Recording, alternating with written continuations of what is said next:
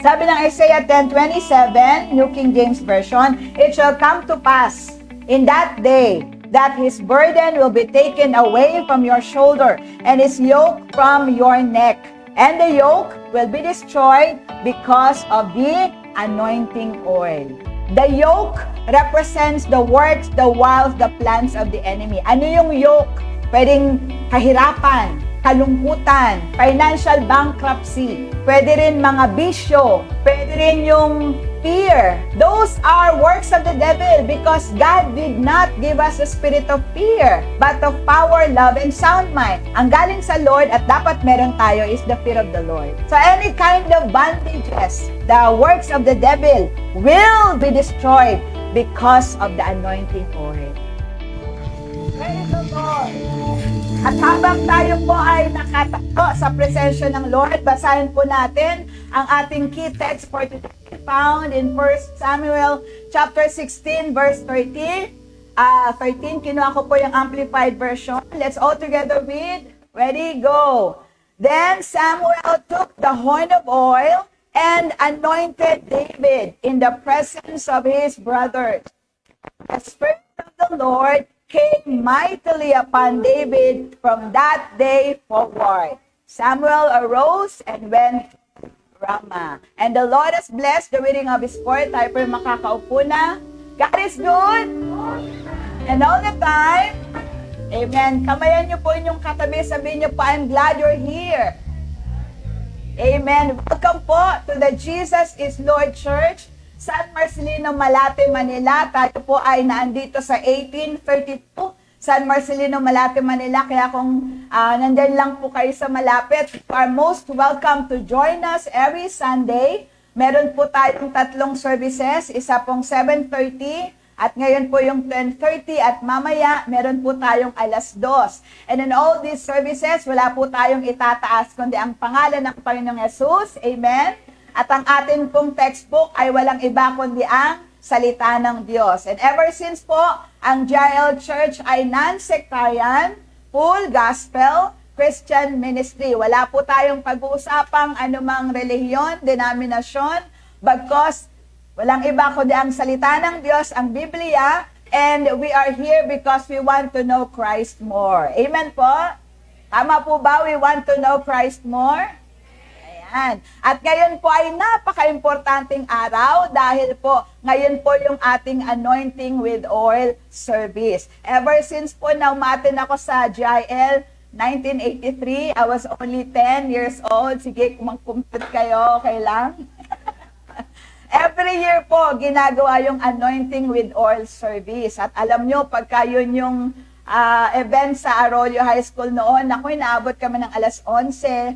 But it's okay kasi sobra kaming busog na busog sa spirito pagkatapos po ng anointing with oil service na yon. At ito po ay tinutuloy ng lahat ng chapters ng GIL in the Philippines and all over the world. At ngayon pong pagkakataong ito, first time po ng ating church ay naglungsad ng 21 days prayer and fasting in preparation po sa anointing with oil. So, God works in a prepared vessel, kaya kung ihahanda natin ang ating sarili, mas ang gagawing pagkilos ng Panginoon. So, the leadership ay nag-undergo po ng 21 days. Kahapon po natapos yung prayer and fasting, although yung iba ngayon matatapos. Pero nonetheless, ito po ay pagpapakita sa ating Lord that we desire an encounter with the Lord. Amen? We desire an elevation ng ating pagmamahal, pagsamba, paglilingkod sa Panginoon. At ang prayer and fasting ay susog sa desire na meron tayo to meet the Lord, to seek the Lord. And sabi po ng Hebrews 11 verse 6, yung last verse po, ay God rewards those who diligently seek Him. Marunong maggantimpala ang Panginoon. Amen po? And He is the greatest rewarder. Kaya po, as we seek Him, we will find Him as we seek Him with all our hearts. At yung pagkilos ng Lord, grabe yung pagkilos niya kanina sa ating first service, all glory to Jesus. And we believe ngayong second service, mas ang pagkilos ng Lord. Amen? For God works in an ascending manner. Kaya hindi tayo lugi kung umati na tayo ng first, aatin ulit sa second, at aatin ulit sa third. Kaya tayong pusputin ng Lord ng umaapaw at umaapaw pa, all for His glory. Amen po? Ayan. So, iniba ko naman po yung turo ko kaninang umaga. So, iba rin po ito. Iba rin po mamayang third service. Kaya po, for God's glory. Okay. So, ang aking pong ituturo ngayon ay pinamagatan ko pong anointing with oil. And ito po ay kinuha ko sa sitwasyon na si David. Teenager pa lang siya dito, mga 17 years old, nung siya po ay pinahiran ng langis. At balikan nga po natin, no? Then Samuel, si Propeta Samuel po ito, took the horn of oil and anointed David in the presence of his brothers. At mula nga po noon, the Spirit of the Lord came mightily upon David. Mula nung araw na yon hanggang siya po ay nabubuhay. At gusto rin natin na may ganong uri ng pagsama ng Lord. Tama po ba? Di natin alam what lies ahead in 2024, pero there's nothing to fear when we know that the Lord is with us. Amen po. At ang anointing with oil, kagaya ng ginawa ng Lord sa buhay ni David, mula nung siya'y pinahira ng langis, mula noon hindi na siya tinantanan ng presence ng Lord. Gusto niyo yon? Ayan, kaya yearly, this has been our special event in the church. Hindi lang po ito ritual, hindi lang po ito tradisyon. We believe na may ginagawa ang Panginoon every time na tayo po ay nagpapa-anoint sa Kanya. Amen? And God works in an ascending manner. So yung iba po, alam na ito, pero mahalaga na mapaalalahanan tayo para mamaya, when we conduct our anointing with oil, buo ulit yung ating puso, pananampalataya sa ating paglapit sa Panginoon. So, pag sinabi pong to anoint, kasi about the oil and the anointing, pag sinabing to anoint, it means to put oil on or to consecrate by applying oil. Alam nyo ba, tayo matipid eh. Pinapahid lang natin. Pero pag binasa natin yung anointing po ni Aaron, binuhusan po siya ng langis hanggang sa yung kanyang balbas. Kasi sa ulo binubuhos, tapos yung balbas niya nabasa. Kasi dumaloy doon yung langis. Ito ay from the olive. So olive oil po iyon na puro. Tapos mula sa kanyang balbas, tumulo hanggang sa kanyang damit. And it speaks of the anointing na mula ulo hanggang sa bawat bahagi ng ating buhay, bawat nilang basta bahagi ng ating katawan, kundi bawat aspeto ng ating buhay. Kaya ang anointing with oil ay isa sa ating mga pinakakaabangan taon-taon. Amen po? Kasi we believe there are wonderful things in store for us kapag tayo po ay napahira ng langis. So, kailangan ng langis. At oil in the Old Testament is a symbol of the Holy Spirit. Marami pong simbolo si Holy Spirit, kagaya ng sa ating Panginoong Jesus, nung siya po ay nilukuban ng presensya ng Santong Espiritu, ang Holy Spirit ay bumaba sa anyo ng isang kalapati. So, dove is also a symbol of the Holy Spirit. At doon po meron din po na ang Holy Spirit ay ginagamit niya yung hangin as His symbol. At isa nga po itong oil. It symbolizes the presence and the power of the Holy Spirit. At sa Old Testament po, may 3 uri ng anointing. 3 uri na kung saan ay pinapahiran o binubuhusan ng langis. At bawat isa po nito ay merong counterpart in the New Testament. So, in the Old Testament, meron pong tinatawag na leper's anointing. Sabi nyo nga po yon. At ito po ay ginagamit bilang pag-confirm na magaling na yung may ketong. Kasi noong unang panahon, ang ketong ang pinakamalalang sakit, no? Kasi ito ay madaling makahawa at walang alam na lunas. At ang isang taong merong ketong, ang tingin sa kanila noong unang panahon ay isinumpa. Kaya ang mga may leprosy, sila po ay humihiwalay. Kahit sila yung tatay o yung nanay, iiwan nila ang kanilang tahanan at mamumuhay sa labas ng Jerusalem kasama ng kapwa nila may ketong. Pero, dahil walang alam na lunas, himala ng Diyos ang makakagawa ng lunas. Amen po? Ang instruction ng batas ni Moses sa Leviticus 14, kapag kayong may ketong ay gumaling, na wala na yung ketong niya, magpapakita siya sa priest. Tapos yung saserdote, yung magtitingin sa kanya kung talagang gumaling na siya. At pag nag-confirm yung healing, ang isa pong gagawin, mag-aalay ng handog yung may ketong, magbibigay siya ng sacrificial animal sa saserdote, kakatayin yon, kukunin yung dugo at iaanoin sa kanya. But more than the blood of the animal, gagamitan din po siya ng anointing oil. Lalagyan po siya dito, sa right lobe of his right ear, dito sa right thumb ng kanyang right hand, right thumb, yun na nga yun eh. At saka sa right big toe. At siya na po ay malinis na. So, ang leper's anointing is for cleansing. Ang counterpart po niya ng isang taong tumanggap kay Jesus as Lord and Savior. Sino pong nakagawa na nun? O, nakatanggap na tayo ng leper's anointing. Kasi ang leper, sumisimbolo sa kasalanan. And only Jesus can cleanse us and forgive us from all sin. Amen po? So every time we come to the Lord, kahit wala tayong physical na ketong, pero spiritually may ketong tayo, ketongin tayo. Pero when we come to Jesus, repenting from our sins and receiving Him in our hearts and lives as our Lord and Savior, He cleanses us. Amen? At kahit wala tayong oil nung tinanggap natin si Jesus, the Holy Spirit came upon us. Amen po ba? Palakpakan nga po natin ng Panginoon. Second anointing is the priestly anointing. Sabi niyo po, priestly.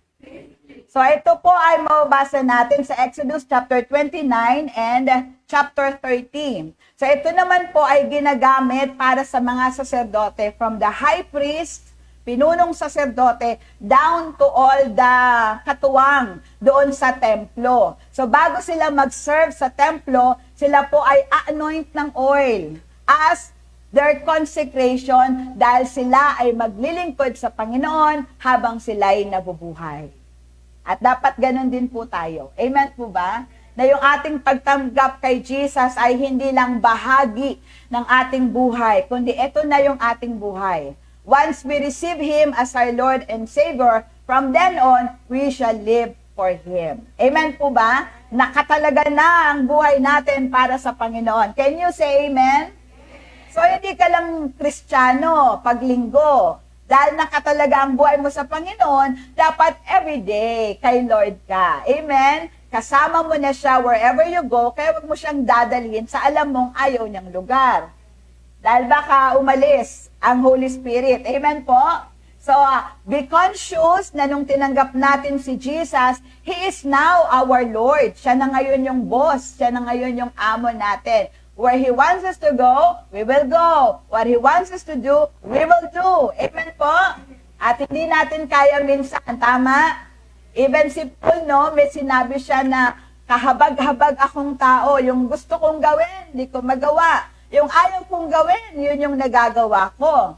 So, hindi tayo naiba sa kanya. Pero at least kay Paul, sabi niya, I beat my body and make it my slave. Sinisikap niya na ang malugod ay ang Diyos, ang magtagumpay ay ang kalooban ng Panginoon, kaya hindi siya humihinto ng paglakad at pagkilala sa Panginoon. Amen po?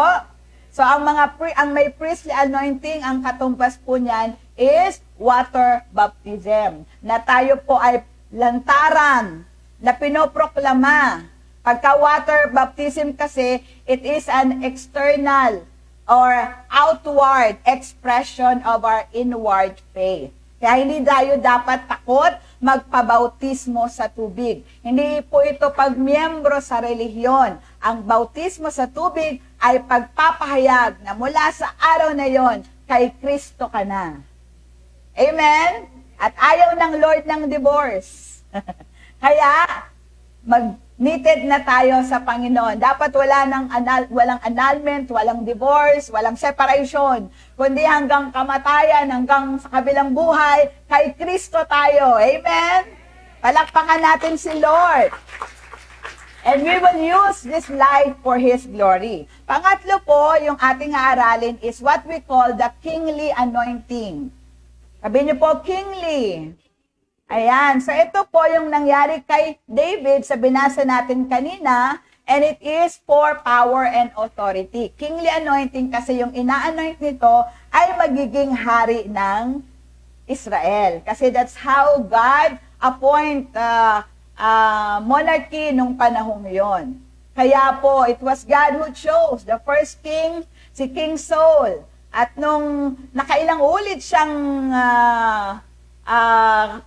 pasaway sa Panginoon, di lang naman one time yung kanyang kasalanan, kundi makailang ulit, tapos gusto niya pang papatay si David. So the Spirit of the Lord left Saul, kahit na siya ang unang inanoint, no? Kaya po talagang dapat tayo, no? Ingatan natin yung kapuspusan ng Lord kasi po pwedeng itong mawala. It also happened in the life of Samson. He was anointed with strength. Amen po? Pero dahil sa paulit-ulit niyang kasalanan, nagulat na lang siya isang araw, hindi na pala siya anointed. Akala niya, andun pa yung lakas. Aawayin niya ulit yung mga Philistines. Kinalbo siya ni Delilah.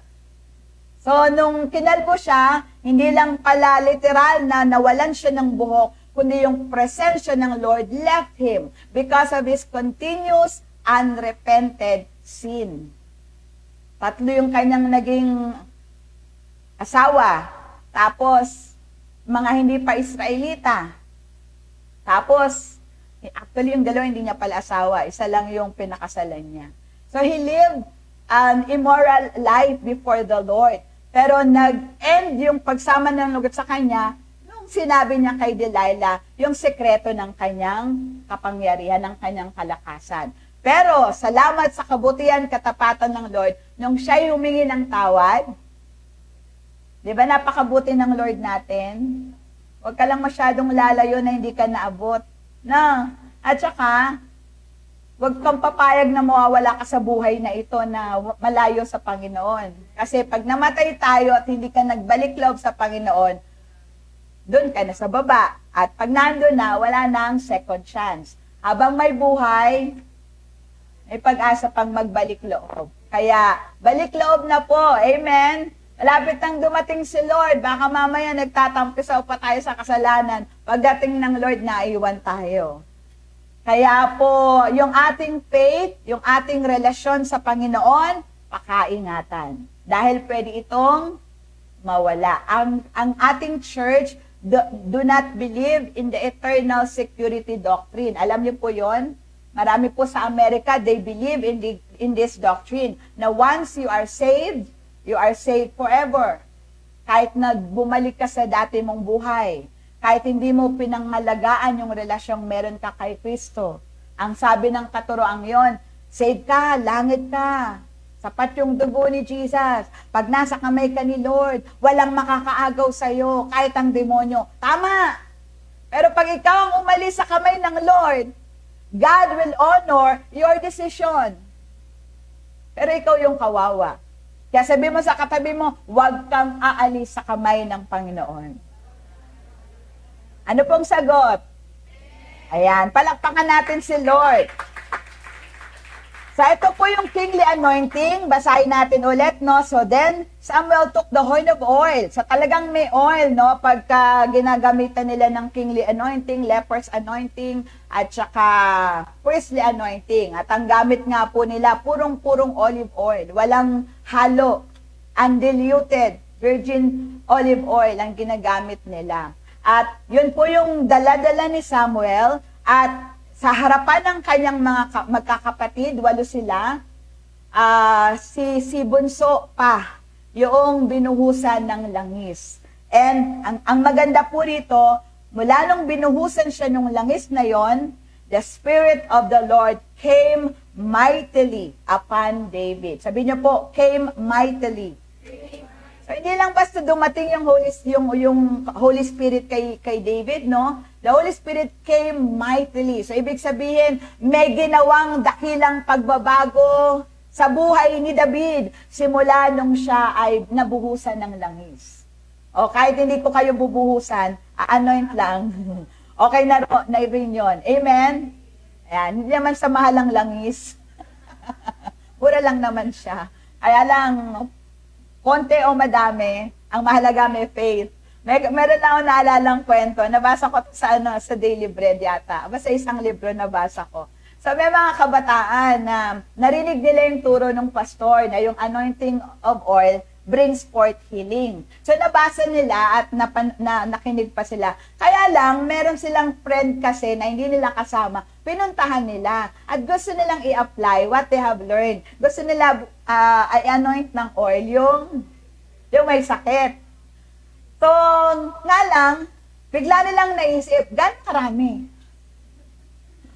Konti ba o madami? Nag-debate. Kaya sa dulo, dahil di nila alam kung marami o kaunti, yung may sakit nilang kaibigan, binuhusan nila ng langis. As in, parang naligo sa langis. Yung pong may sakit. Pero ang maganda dito, bumangon at gumaling yung may sakit. It's not about the oil. It's about the faith. Amen? Kung ito para sa inyo ay ritual lang, ay, wala. This will not do anything for you. Pero kung ito ay something you desire, something you prayed for, something na nag-expect ka from God, our God will exceed our expectation. Ephesians 3:20, He is able to do exceedingly abundantly. Kaya nang higitan yung pinapangarap mo, yung pinapanalangin mo. Kaya mag-desire ka at dadagdagan niya ng Panginoon. Amen po? So from that day on, the Holy Spirit came mightily upon David. Kaya kahit saan pumunta si David, kasama niya ang Santong Espiritu ng Panginoon. Ang kapuspusan ng Diyos. Gusto niyo yon? Kaya magpapaanoin tayo kay Lord. Wala man si Prophet Samuel at hindi man bababa ang Panginoong Jesus. We have the Holy Spirit. Amen? And as we focus on Him later on, walang bibiguin ang Panginoon. Amen po? So, we'll talk about the Davidic anointing. Sabihin niyo po, Davidic anointing. Kasi nga si Haring David ang focus ng ating pong pag-aaral. So, ano yung meron si David mula nung siya po ay nabuhusan ng langis? Number 1, meron po siyang anointing of worship. Sabihin niyo nga po yon.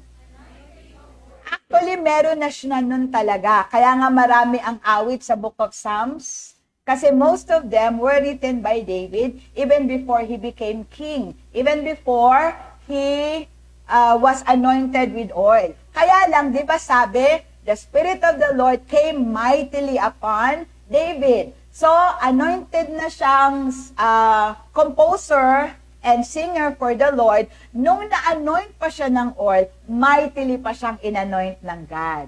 What happened? Sa 1 Samuel chapter 16, latter part, after the anointing of David, kinuwento na dahil itong si Saul ay ilang beses na pumalpak sa Panginoon, na hindi nagsisisi at nagbabalik loob sa Panginoon, bagkos alam mo yon, pinagalitan na nga siya ng prophet Samuel, pero imbis na humingi siya ng tawad sa Panginoon, mas mahalaga sa kanya yung sasabihin ng tao. Kaya ang sabi ni Samuel, dahil sa ginawa mo, Saul, ililipat ng Diyos yung kanyang anointing, kingly anointing from you, and He will look for someone whose heart is after the heart of God. So, nung umalis na si Samuel, nahatak ni Saul yung kanyang balabal. Napunit ito. Ganyan din, mapupunit yung iyong kapangyarihan at ibibigay niya sa mas karapat-dapat. You know what Saul did? Instead of him repenting sincerely, sabi niya, wag mo kong iwan. Hayaan mong ipakita mo sa mga kawal na kasama pa rin kita. So he was after na matuwa ang tao rather than matuwa ang Diyos. Kaya ganun kalala yung naging kasalanan ni Saul sa harapan ng Panginoon. That's why the Bible tells us that the Spirit of the Lord left Saul. At itong nakakalungkot, nung umalis yung Espiritu ng Diyos kay Saul, may pumalit. Evil spirit. Na pagka dumadaluhong kay Saul, nagwawala siya to that effect. Hanggang sa yung mga tauhan ni Saul, nagsabi, Haring Saul, buti kalma ka ngayon para praising. Pero pwede ba na pag nagwawala ka, hahanap kami ng harpist? Para habang nagwawala ka, kasi even the tao of King Saul, para pag dumating yung evil spirit, kahit sila they knew na merong evil spirit na nagto-torment kay Saul. And itong mga tao ni Saul ang sabi, hanap kami ng harpist, payag ka para praising. O sige, hanap kayo. And so they took David. Na hindi naman nila alam na inanoint ni Haring Saul, ano ba yung gulo ko? Na inanoint ni Propeta Samuel to become the future king. You know, the anointing of the Lord, it doesn't mean na inanoint ka, fast track na. There are still things to be changed in us. Kaya nga, kahit inanoint na tayo, wag mong sabihin, inanoint ako, gato na gagawin ko. Hindi. Tuloy pa rin sa pag-aaral, pagbabasa ng salita ng Diyos, pananalangin, pagdalo sa gawain, and in God's perfect timing, you will be where God wants you to be. Amen po ba? Palakpakan nga po natin ng Lord. And so, what happened? Hinire na nga po nila si David, at ang sabi ng 1 Samuel 16, and this happened after nga nung anointing kay David. So it came about that whenever the evil spirit from God was on Saul, David took a harp and played it with his hand. So Saul would be refreshed and be well, and the evil spirit would leave him. O, di ba? Pastora, pwede bang apply din yun sa akin? Ay, opo. Pag anointed ka, na-anoint ka ng presence ng Lord, there will be times sa buhay kasi natin, we live an imperfect life. Minsan nagagalit ka, naiinis ka, di ba, no? May umaway sa'yo, gustong patulan, gusto mo maging patola. Pero dahil you have the Spirit of the Lord, andun yung pagsupil. Amen po? Kaya instead of you revenging, tama ba? May word ba na revenging? Taking your revenge, mag-worship ka na lang kay Lord. Amen po? Yung consciousness mo about God's presence will be strong. Kaya medyo, anak, wag kang patola. Pag-pray mo lang yan. For our enemy is not, we wrestle not against flesh and blood, but against spiritual powers, wickedness in high places. Kaya yung paglaban natin, hindi kamao sa kamao, kundi spiritual. Amen? At by the power of the Holy Spirit, we will have the victory. Tama po? Sino ang kailangan ng anointing of worship? Yan, para hindi tayo mainitin ng ulo. At hindi rin po tayo madaling mahawaan ng dumi ng sanlibutan. Amen po? Bagkos tayo yung manghahawa sa isang lugar na puno ng negatibo at malulungkot sila pag dumating tayo. Merong spark, merong tama yung sabi ng Lord na magiging asin at ilaw tayo. Buti na lang dumating si brother, si sister. Happy na tayong lahat. Amen? Palakpakan natin ng Lord.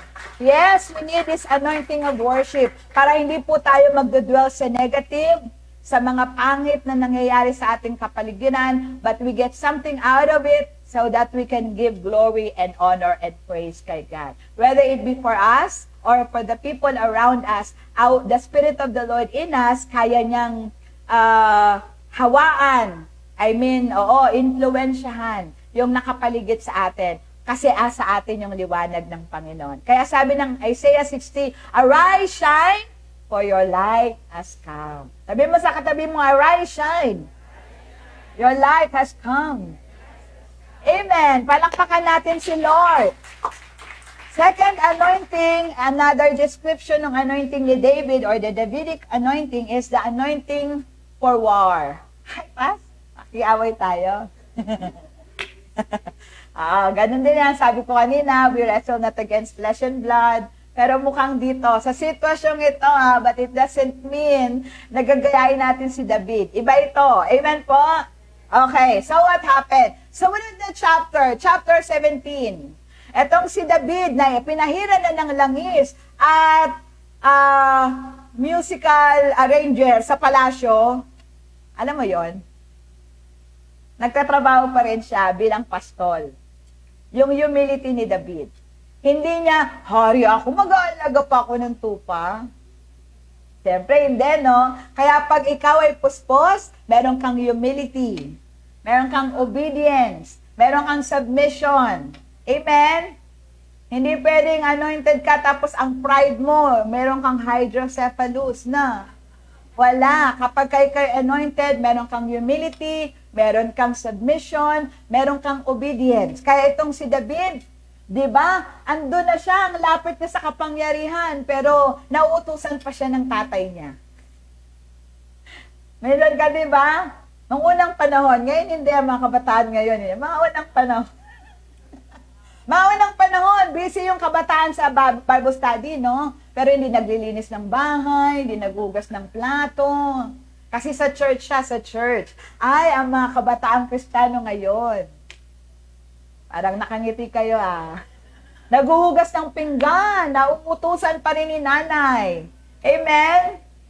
Oo, nauutusan pa rin sa tindahan. Hindi sinasabing, ay, pinahiran na ako ng langis. Ako'y nagsaserve sa church. Ba't mo ko utusan sa tindahan? Anak ka pa rin naman.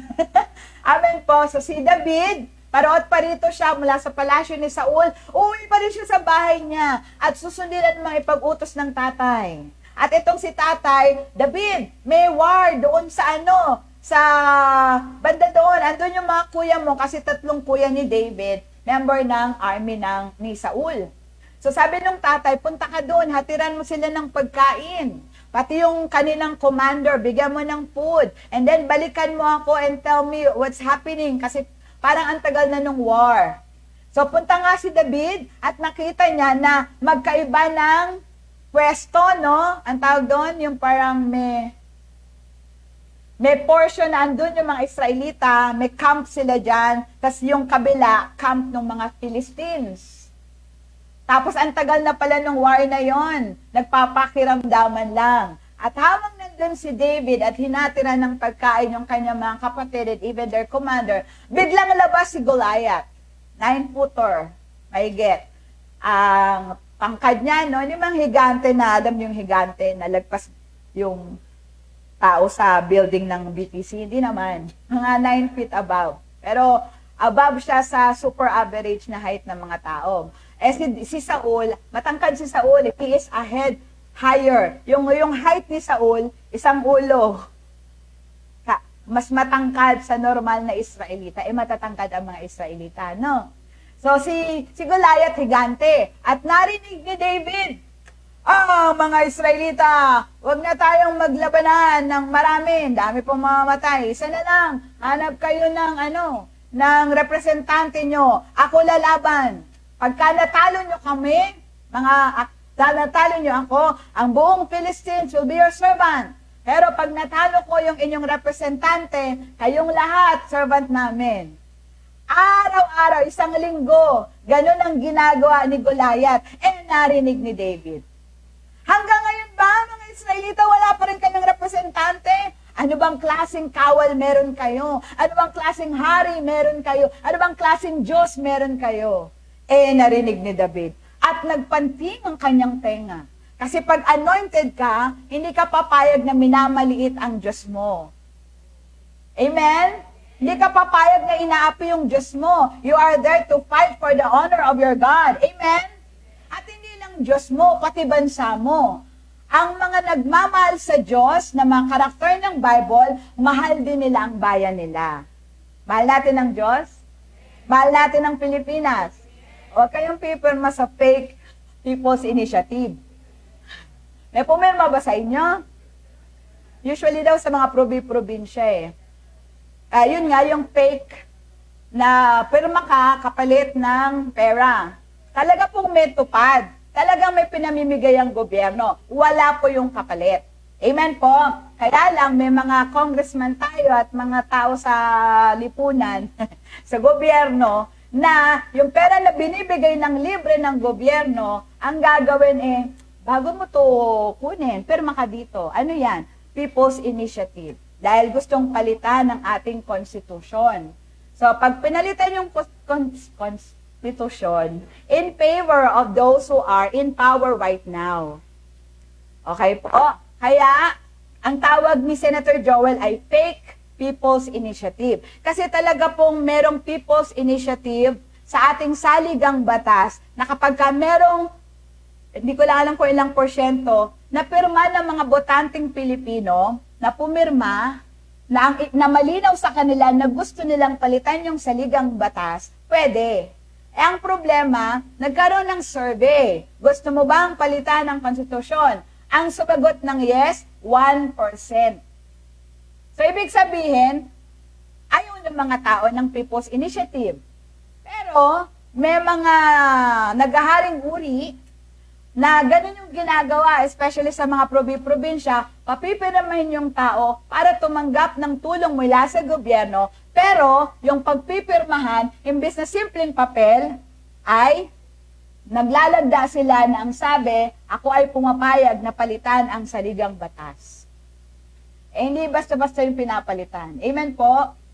Kaya po, tayong mga nagmamahal sa Diyos, mahal din natin yung bayan natin. Ayaw natin na ilang porsyento yung makikinabang sa pera ng bayan. Ang gusto natin, pangkalahatan.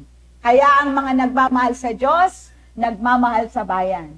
Kaya we need this anointing para we can go about, fight for the honor of our God and fight for our nation. Amen po ba? Huwag tayong mag-alala, hindi katulad ng fight ni David.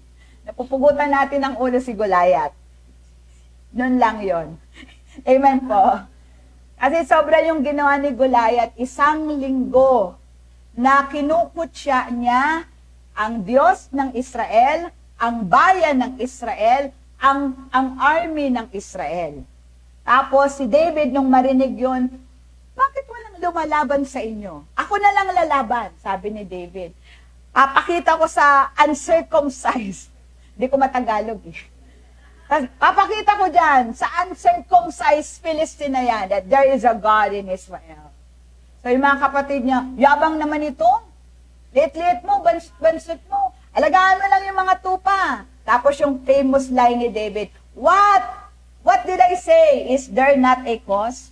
Wala bang dahilan para ako ay magpuyo sa galit, mag-alap sa galit? So, merong dahilan. Pag inaapi yung karangalan ng Diyos natin, ay tumindig yung mga pinuspos. Amen po? Merong isang instance, no, nagkita yung dalawang dating magkasama sa church. Humiwalay na yung isa. Tapos yung isang Kristiyano, nagsasalita. Sabi kamusta ka na? Hindi na kita nakikita sa church.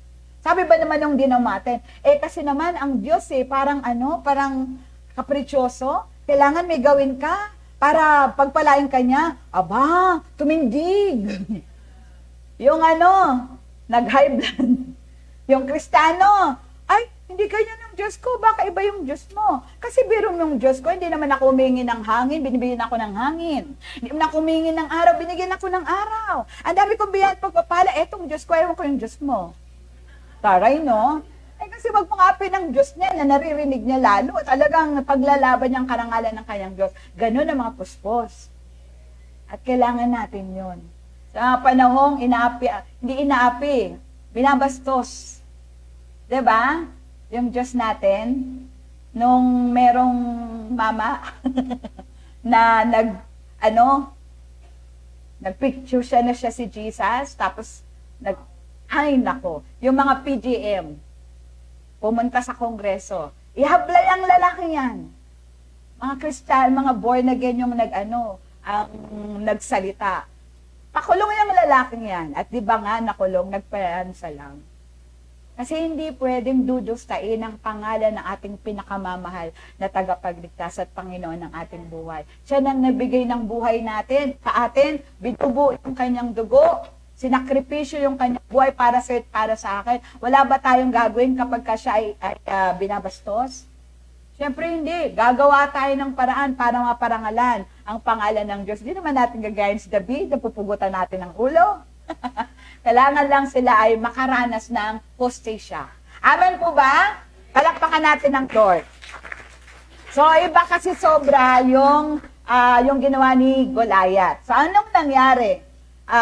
Kasi at stake din yung Israel, no? Pagka may nagkipaglaban, gagawing alipin ang Israel. Inalis na nga sila ng Diyos sa pagkaalipin. Amen po? So, they should not live as slaves. And so, David fought for the honor of his God and even to save the nation of Israel. Ganon katalim, ganon katindi. Pagsasalba sa karangalan ng pangalan ng Panginoon at pagsasalba sa mga Israelita. Hindi lang yung mga military men during those times, but even the entire nation. Kasi hindi sila pwedeng maging alipin muli. Amen po? And so, what happened? David fought Goliath. At ito yung litanya niya, no? 1 Samuel 17:45.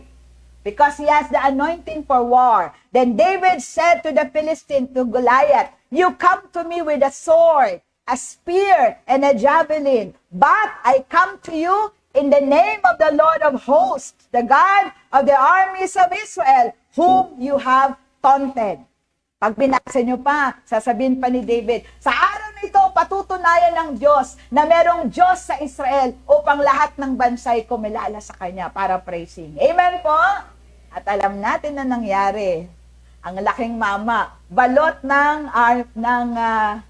baluti mula ulo hanggang paa. Ang hawak ni David ay tirador. 5 yung bato niyang small stone. Isa lang nagamit niya. At pinuntirya niya yung noo. So, balot ng baluti si Goliath mula ulo hanggang paa. Pero tumama yung bato sa kanyang noo. At di ba, kung tumama sa noo, dapat ang tumbaga noon. Alam yung tumba ni Goliath, tinamaan siya sa noo, ganito ito tumba niya.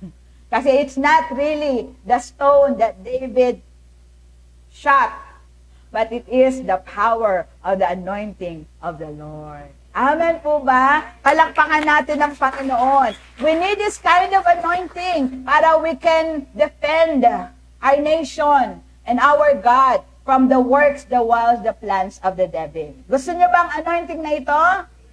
Pangatlo is the anointing at work. Sabi ng Psalm 78:71 to 72, from tending the ewes with, parang ewes. Tama ba? Ewes. Ewes. Yun, ewes. With nursing yung maliliit na animal. Mula sa pag-aalaga ng mga maliliit na animal, God brought him, David, to shepherd Jacob, his people, and Israel, his inheritance. So David, because he has the anointing, David shepherded them according to the integrity of his heart and guided them with his skillful hands. Hari si David, pero yung kanyang pagiging hari may integridad. Amen? At hindi lang integridad, meron pa siyang skillful hands. Ibig sabihin, maalam na siya dito, maalam pa siya dito, maalam pa siya dito. Amen po? Why? Because he was anointed. Sino yung gusto nito? Palakpakan natin ang Panginoon. So mamaya, papahiran namin kayo ng langis. And you can ask for the many benefits. Ano ba yung mga bukod dito sa nangyari kay David na we can covet? We can ask na magkaroon din tayo, anointing for worship, anointing for war, anointing for work, sa trabaho natin, na hindi lang basta tayo nagtatrabaho, o sa mga estudyante, hindi ka lang nag-aaral, but you have the wisdom, the ability that comes from the Lord, so that through your life, His name may be glorified. Amen? Gusto niyo yon? Ang anointing with oil din po ay magagamit sa 3 pang bagay. Number 1, it is one way of receiving divine impartation. Sabi niyo po, divine impartation. Ibig sabihin, yung karunungan, lahat ng meron ng Diyos, pwede niyang ibigay sa'yo according to your need. So, i-impart, ibibigay sa'yo ng Lord yung iyong pangangailangan so that you can do the works of God. Yung nangyari kay David, he had experienced divine impartation para sa kanyang pagiging hari. And even po yung journey niya from tending the sheep to becoming the king, it took a while. Kasi parang 40 years old na siya naging hari. 17 years old siya nung inanoint. That long. Pero yung journey niya, hindi naman nasayang yon dahil ang daming tinuro ng Panginoon kay David. Amen po.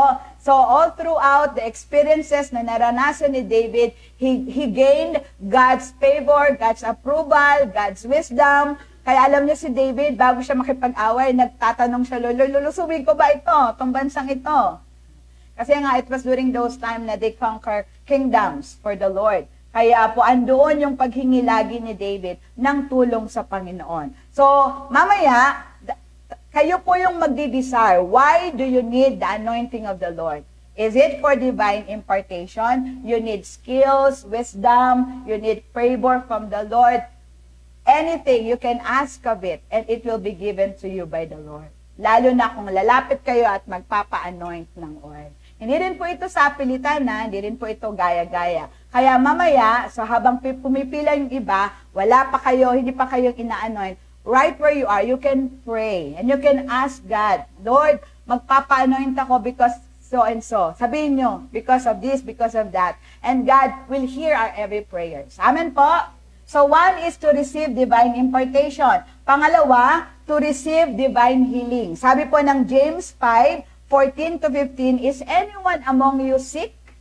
He must call for the elders or spiritual leaders of the church, and they are to pray over him, anointing him with oil in the name of the Lord. And the prayer of faith will restore the one who is sick, and the Lord will raise him up. And if he has committed sins, he will be forgiven. So kung meron kang sakit, karamdaman, you can come at magpa-anoint sa oil, at kasama ng blessing ng anointing with oil is impartation of divine healing.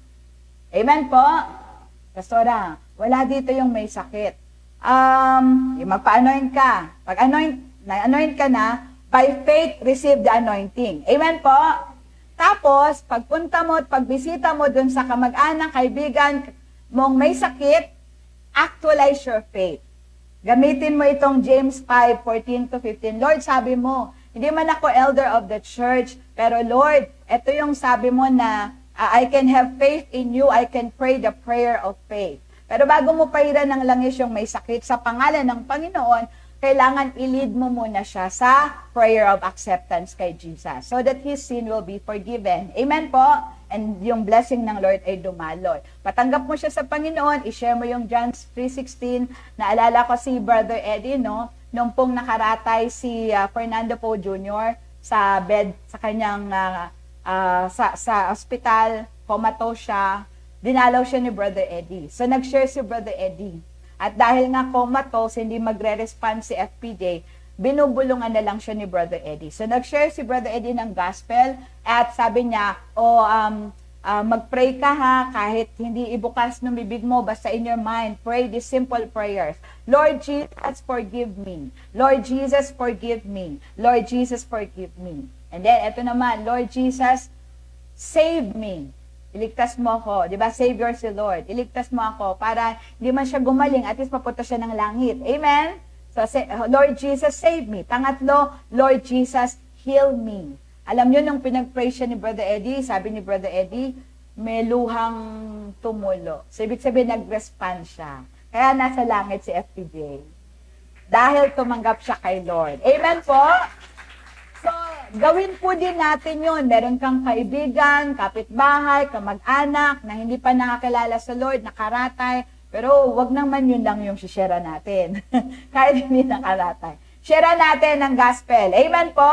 Total anointed na tayo. We will be receiving divine impartation. The Lord will give us wisdom. Amen? Parang hinaan. Kaya natin ito gusto para magamit tayo ng Lord wherever we are. Amen po? Sa impartation of divine healing, may prayer of faith, no?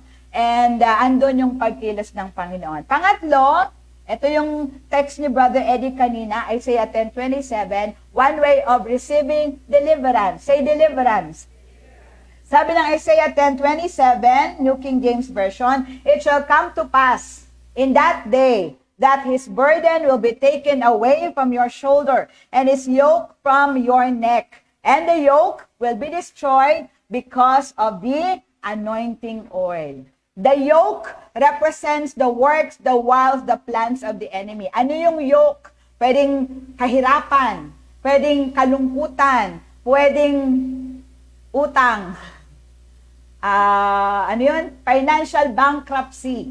Pwede rin mga bisyo. Pwede rin yung fear. Yung lagi kang takot.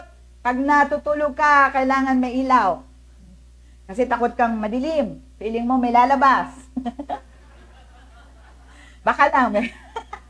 O kung ano mang kinatatakutan mo, takot ka sa Bombay. Diba? Those are works of the devil because God did not give us a spirit of fear, but of power, love, and sound mind. So kung may takot ka, hindi yan galing sa Diyos. Amen po? Ang galing sa Lord at dapat meron tayo is the fear of the Lord. Yung takot tayong magkasala, takot tayong magalit ang Lord sa atin, takot tayong maparusahan ni Lord. Amen? Pero yung ibang takot, hindi galing sa Lord yun. Amen po ba? Takot kang makaharap yung nagawan mo ng masama noon. May ganun sa Bible, nagpray siya, nagkita naman sila, hindi man siya inaway eh. Amen po? So any kind of bandages of your past, di mo makalimutan yung nakaraan. Lagi kang minumulto ng iyong nakaraang buhay. The anointing can destroy and will destroy the yoke. Amen? Sabi dyan, and the yoke, the works of the devil, will be destroyed because of the anointing oil. Kaya kung ito yung kailangan mo, edi ito yung pag-pray mo sa Panginoon. And God will answer us and honor our prayers because He is a good and gracious God. Amen po ba? Palakpakan nga po natin ang Panginoon. So in conclusion, Acts 10:38, how God anointed Jesus of Nazareth with the Holy Spirit and with great power. And He went around doing good and healing all who were oppressed by the devil because God was with Him. Jesus Christ was also anointed. Amen po? Kaya He was able to do those good and marvelous things, no? Nagpagaling, nagpalayas ng demonyo, nagmultiply ng food, nangaral, nagbago ang maraming buhay because of His preaching. Why? Because He was anointed. So si David was anointed, Jesus was anointed. So kailangan din po natin. Amen po ba? Lalo na as we take Jesus as our example, sabi niya sa John 14:12, lahat ng sumasampalataya sa Kanya will also do what He has done. Kailangan lang din natin ma-anoint. Amen po? Because we need the power of the Lord. Zechariah 4:6, not by our might, not by our power, but by the Spirit of the Lord. Sino pong handang humingi sa Panginoon? So, syempre, kailangan malinis yung ating motibo. Bago natin tanggapin ang kapuspusan ng Santong Espiritu, dapat tinanggap muna natin si Jesus. Kasi we believe in one God in three person. When you receive Jesus as your Lord and Savior, ang tinatanggap mo is the second person of the Trinity. Pagka Holy Spirit baptism, anointing with oil, ang tinatanggap mo ay ang third person of the Holy Trinity. Kailangan si Jesus muna. Amen po? Because the Holy Spirit was given to us to honor Jesus. Kaya kailangan si Jesus muna nasa puso natin. And then when we ask of the anointing of the Holy Spirit, andun si Holy Spirit. Amen po? Si God the Father is the God who sent Jesus, His Son, and He is the Father also who promised the gift of the Holy Spirit sa lahat sa atin.